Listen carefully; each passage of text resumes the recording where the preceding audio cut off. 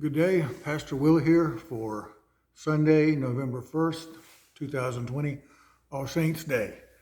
Today we light a candle in honor or memory of someone who has been a light in our world to show us the better way to live with God. And today you are invited to light a candle or a flashlight or use a mirror and reflect off the sun or the moon or whatever to create a light to remember or honor someone who has been a light for you. And also we'll remember, if you look at the candles behind us, there are some places where the light's not so bright or where there are gaps. And that's how the world is without Christ. Darkness and despair. Last week, we dealt with Naomi telling her daughters-in-law, Orpah and Ruth, not to tag along with her to Bethlehem and to return to their mother's homes if they had any hope of a future. And Orpah agrees with Naomi, but Ruth is offended by the very idea that Naomi would suggest such a thing and tells Naomi that she will not leave her and will not leave Naomi's God because that is Ruth's God. And Ruth has been faithful to that God. And think about who was it who taught Ruth faith to that God and how to be faithful to that God? Well, it was Naomi. They would have been close. They would have been always around each other for the past 10 years before all of their spouses died. Naomi would have been who led Ruth to believe so fervently in this God. So upon hearing Ruth's argument, however, that she will not leave Naomi and that she will go with her to Bethlehem, Naomi ceases speaking with her and they journey on to Bethlehem, presumably in silence. And Ruth, now we remember, Ruth was neither legally or culturally expected to stay with Naomi. Her staying with Naomi goes well above and beyond the love that was expected of her to show her mother-in-law. And her going above and beyond to overflowing in love lives up to the meaning of her name, which means full to overflowing, Ruth. For Naomi, it made no sense for Ruth to remain with her. There was no benefit to Ruth to remain with Naomi because she would be tainted by being associated with someone who had no future. And by being in a foreign country, Ruth would really have no hopes of a future. She needed to go home to her mama and find a new husband.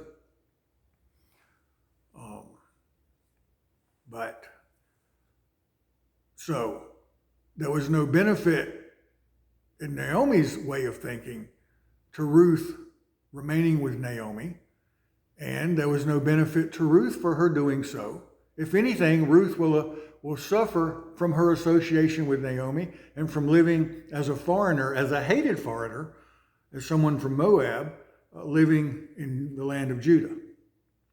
Furthermore, Naomi does not think she will benefit from having Ruth with her. As a foreigner and a Moabite at that, Naomi's kinspeople in Bethlehem will not likely look favorably upon either of them.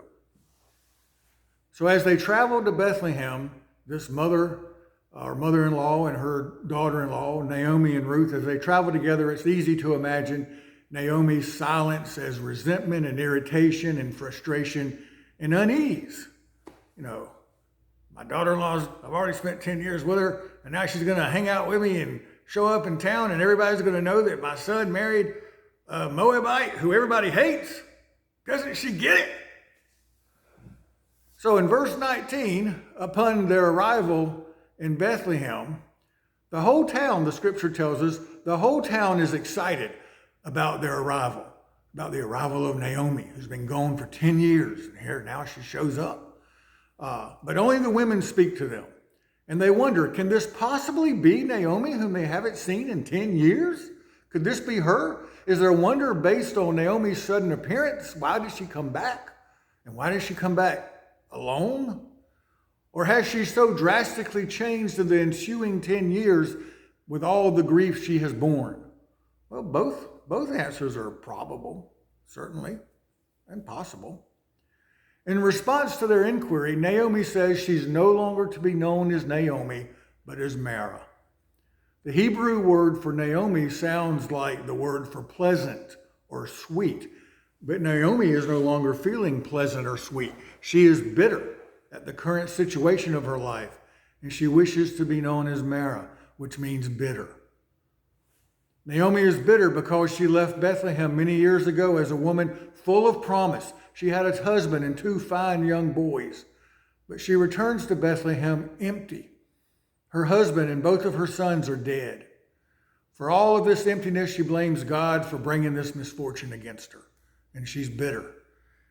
In one of the churches where I was pastor many years ago, my next door neighbor was a member of the church. And he was quick to tell me the first time I met him over the fence in the yard, yeah, I'm a member of your church, but you'll never see me there. I'll never be there. And I said, okay, that's your prerogative, fine. And he went on to say the reason he wouldn't be there is that some years ago, his son, his teenage son, had been involved in a car accident and had been killed. And this man blamed God for killing his son, or at the very least for not preventing his son from being killed. And he was very bitter about it. And that had occurred about 15 years prior. And he was still very bitter, very hurt, still grieving deeply. Naomi is in this kind of situation, this kind of place, a place of emptiness. A good reason to be bitter. There's a huge hole in her heart that's not likely to be filled again, and she knows it. She's in despair, and all she can see and feel is her emptiness and what she has lost. This is a very lonely place to be. We will notice in verses 19 through 22 that as Naomi returns to Bethlehem, she doesn't even acknowledge the presence of her daughter-in-law, Ruth. Ruth isn't even introduced to the townspeople. Ruth doesn't speak. It would be easy to overlook Ruth, but she's there. Because she is a foreigner, do the people of Bethlehem not even see Ruth? Or do they not even acknowledge her because she's not one of them? Or is Ruth's invisibility due to Naomi's self-absorption, focusing on her own grief so that she's not able to acknowledge anyone else's presence? Some of us can identify with Ruth and some of us can identify with Naomi in this situation. They're both very lonely places to be. One of the things that I particularly appreciate about Naomi in this story is that she is forthright with her feelings. She's been through and is continuing to go through a miserable time in her life.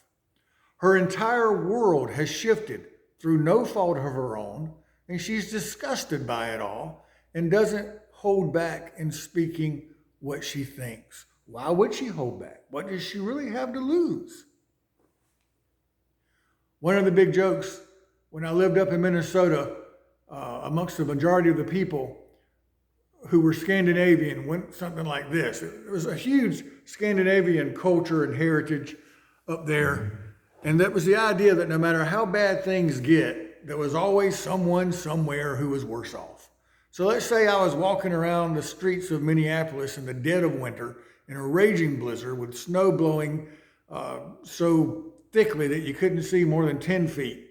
And I stumbled over a man in the snow, a homeless man living in the streets of Minneapolis. And let's just say this man just had on a t-shirt and maybe a flimsy jacket, and he had stuffed newspapers into the jacket, and he had on a pair of jeans, and he had on a pair of old shoes that weren't even boots, and he didn't have on any socks, and you could see newspaper stuffed into his shoes as insulation against the bitter cold. And let's imagine he may have had a cardboard box that he called home that night. And he was in that box and there was drifts of snow up against it. And he was in there shivering with a threadbare towel for a blanket. And he had nothing to eat and hadn't eaten in 2 or 3 days, in fact. And he had no other way to keep warm. And he had just learned that very day that he was positive for COVID-19 and he had no way to get any help to get warm, nothing. And if I was to say to this man, you're in dire straits. Is there anything I can do to help you? He would very likely say, no, I'm okay. I really can't complain. I know there's somebody who has it worse off than I do. That's the Scandinavian attitude that I encountered in Minnesota. There's always somebody who has it worse than me. For some reason, even in the South, a lot of us have this idea that we're not supposed to ever speak of the deep hurts that are a real part of our lives. I've been on a lot of, I'm a pastor. And for 30 years, I've had a lot of experience in dealing with suffering and pain in other people and in myself. And I've been around a lot of people in suffering and pain, and I've been to a lot of seminars and a lot of training in how to deal with this and how to acknowledge it and how to work through it. And then when I worked in the secular world, especially in the area of restorative justice, which deals with this very thing, and I would go to trainings, or I would go to trainings on how to make peace in the world and build peace in the world. And I would go to these seminars, and I would be around a lot of people who never had the experiences or the opportunities that I had in dealing with grief and suffering for the past 30 years. And people would have permission in these seminars to speak to their grief, and it was life-changing for them. To be honored and heard for their pain and their loss. They never had this experience before, and it was life-changing for them. And I learned how very fortunate I have been. Even though there's been a lot of suffering in my life, and a lot of pain, and a lot of grief, and a lot of despair, I've had the tools to learn how to deal with it. And I've had a very close relationship with God to help get me through. But so many people don't. They don't have this experience. And when they experience it, finally, they're overjoyed. Basically, to be accepted even in their loss, and to be loved.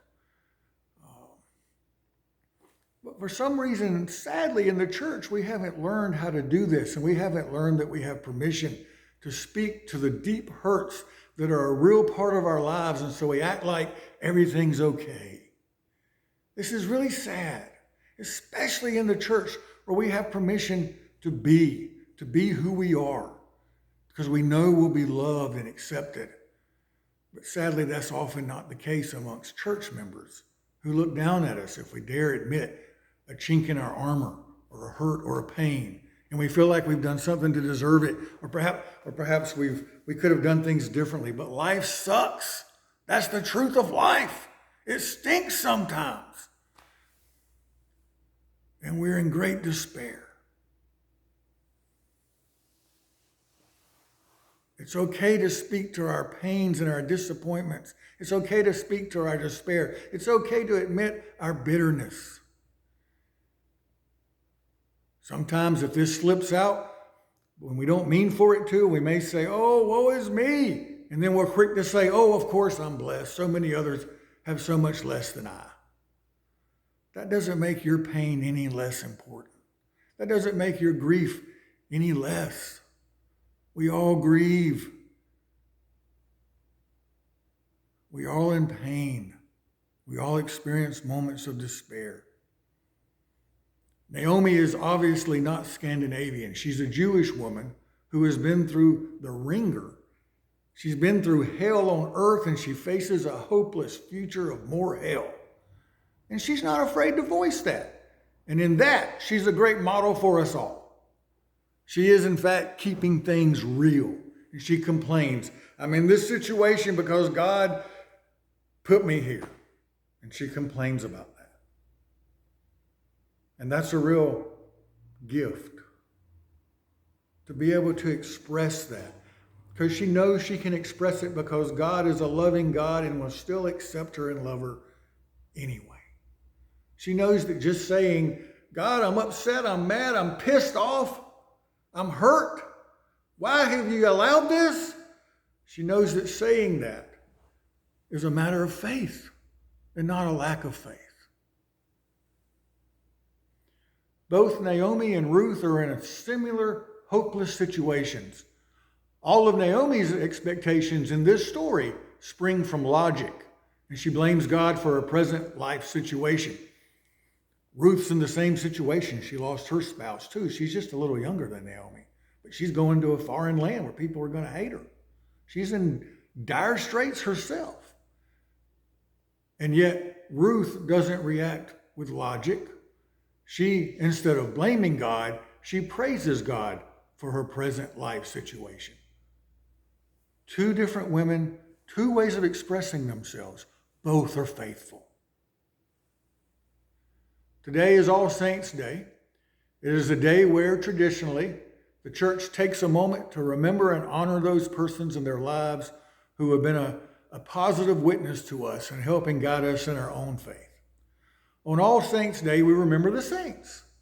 Typically, we remember those who have been a large Christian presence for us. I can think of people who have been a light in the darkness for me on my journey. There's quite a few of them, and I've been very blessed. I've been blessed to have people who are so accepting of me and supportive and kind and generous and forgiving and gracious. As a pastor, I may experience more of that expressed than others do, and that's unfortunate. As a church, we need to do a better job expressing that to each other, to being gracious and appreciative and voicing our appreciation to our fellow journeyers through life. When I was in college, I had a lot of Japanese friends, and they were dumbfounded by the different type of Christians they encountered. And there was this one group of Christians who they called SSHCs. And they would say, oh, he's an SSHC. Oh, there goes an SSHC. And one day I said, hey, what is this SSHC? What does that mean? And they said, well, it's this one group of Christians who we really can't stand. Well, I said, well, what does it mean, SSHC? I'm very curious. Am I an SSHC? They said, no, you're not an SSHC. You're a good guy. Well, what is an SSHC? And they told me, an SSHC is a super special heavy Christian. And this means these were folks who wore Christianity on their sleeves, and they wouldn't let anyone they encounter forget it, that they were the best. They were super Christians. SSHCs, I never forgot it. Still use it to this day. Last week, I spoke of the Hebrew word hesed, H-A-S-E-D, which means loving kindness and faithfulness above and beyond what is expected.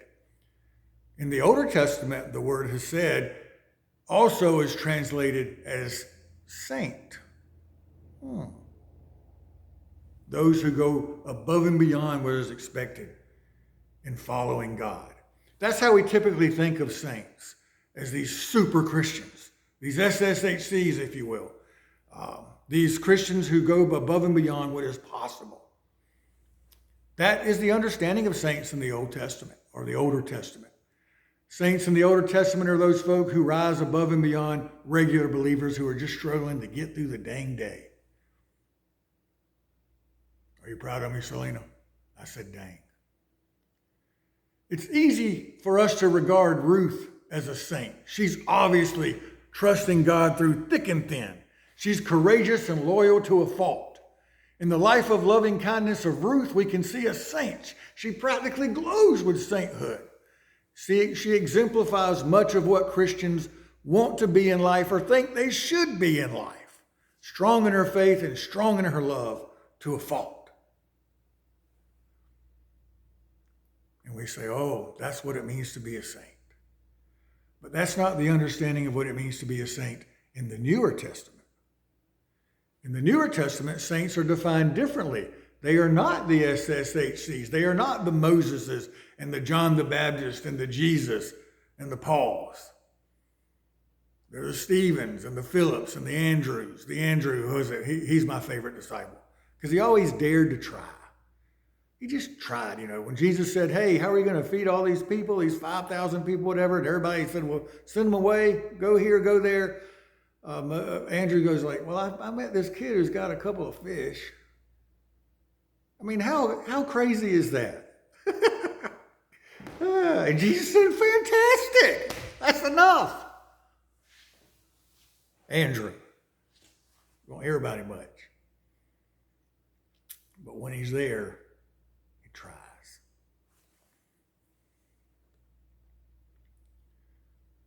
The saints in the Newer Testament are the people who struggle through life trying their best to remain faithful and not making any pretense that it's easy. Saints in the Newer Testament include everyone who is a part of the body of Christ.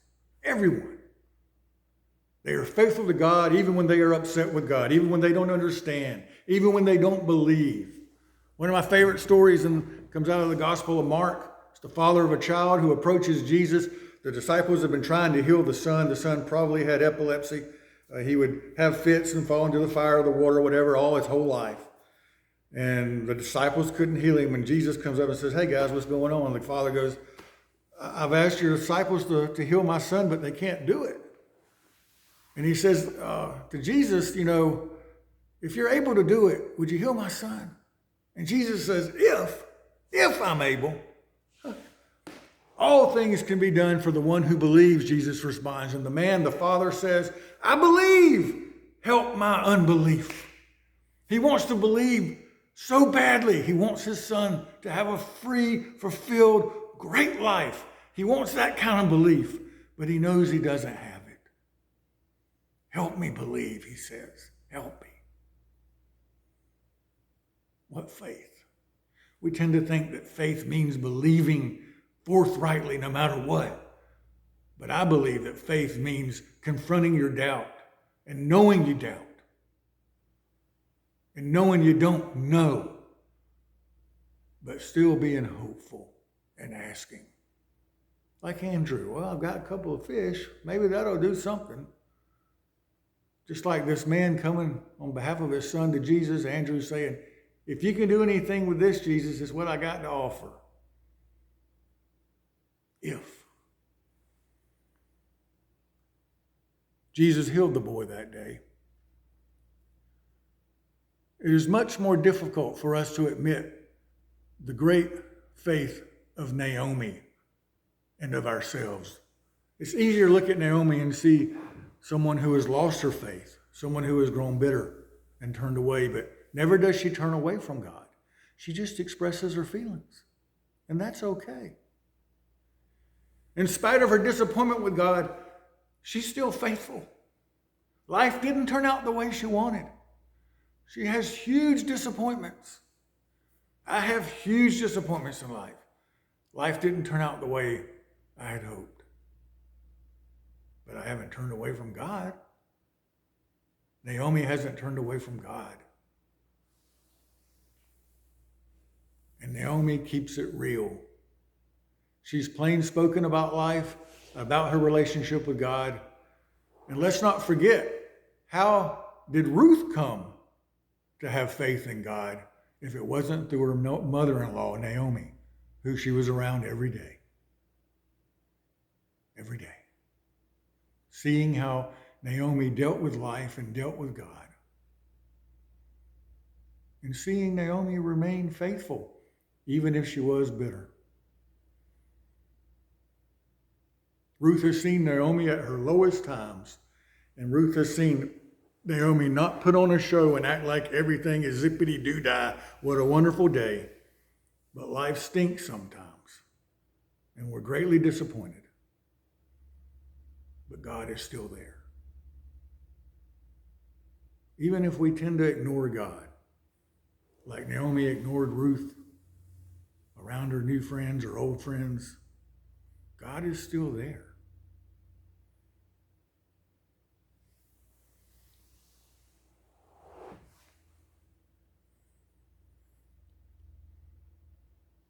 I've had some young people die. Oh, I've been a pastor. I've had a lot of older people die, of course. I remember one summer I had 55 funerals. I've seen a lot of death, a lot of suffering. When I was a young man, and I would be called to the side of someone who was dying or the family of someone who had just died, I was scared to death. I didn't know what to do. I didn't know what words of encouragement to say. I knew what words not to say.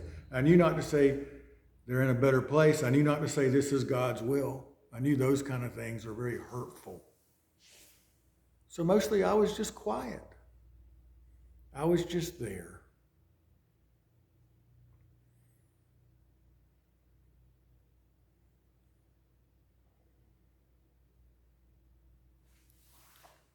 Over time, I learned that that was enough. Just be there. Just enter into the suffering as much as you can with the one who is suffering. Just let them know in your presence that God is present.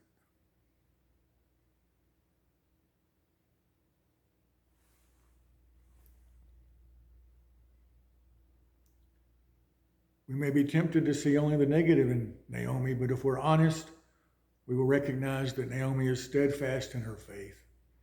Even though she's disappointed in her life and she's upset as she thinks that God has caused this, she never wavers from walking with God and accepting that God is with her. And we'll see that as we continue through the study of Ruth. Naomi's is an honest faith. She knows that she can speak her mind to God and God will still accept her and love her. That's great freedom. We all of us express our faith in different ways. Naomi's faith gives us permission to be honest with our disappointment in life and to speak our disappointments out loud, to speak our disappointments to other people. If they don't like it, too bad. To speak our disappointments to God. God is listening. God is embracing us. God is there. God may seem distant in the silence, but I can assure you God is there. God is crying with you. I believe today God is crying with a lot of families in our nation. The COVID-19 is increasing, the incidence of that. People are still denying that it's real and that it's a hoax. People are hurting.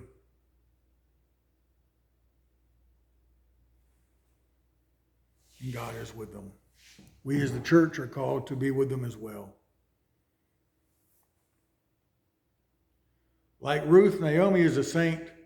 She is one who leads others to faith in God. Later, Ruth will lead Naomi to a different type of faith where she is full again, where she realizes that God hasn't abandoned her, that she realizes that God has been with her the whole time, that God is not as quiet again.